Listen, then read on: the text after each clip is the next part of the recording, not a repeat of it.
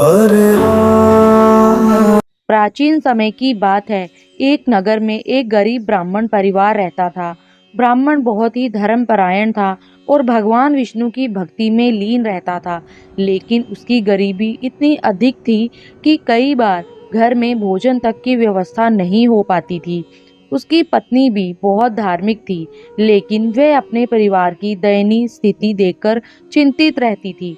एक दिन ब्राह्मण ने अपनी पत्नी से कहा, हमारे घर में दरिद्रता इस कदर बढ़ गई है कि भोजन तक जुटाना कठिन हो रहा है।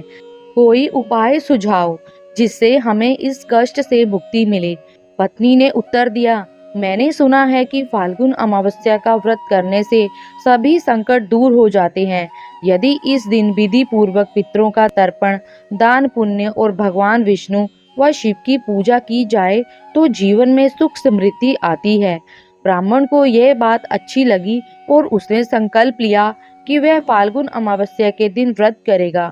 वह प्रातःकाल उठकर गंगा स्नान करने गया।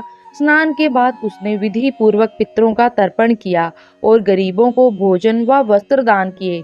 पूरे दिन उपवास रखा और संध्या के समय भगवान शिव और विष्णु की आराधना की।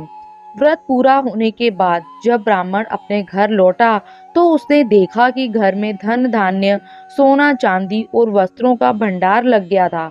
उसकी दरिद्रता दूर हो गई और घर में सुख समृद्धि आ गई। ब्राह्मण और उसकी पत्नी इस चमत्कार को देखकर बहुत प्रसन्न हुए और उन्होंने प्रण किया कि वे हर वर्ष फाल्गुन अमावस्या का व्रत रखेंगे। फाल्गुन अमावस्या का महत्व। पितरों की शांति। इस दिन पितरों का तर्पण करने से वे प्रसन्न होते हैं और आशीर्वाद देते हैं। गंगा या किसी पवित्र नदी में स्नान करने से पापों का नाश होता है। गरीबों को दान करने से पुण्य की प्राप्ति होती है। इस दिन शिव और विष्णु की आराधना करने से मनोकामनाएं पूर्ण होती हैं।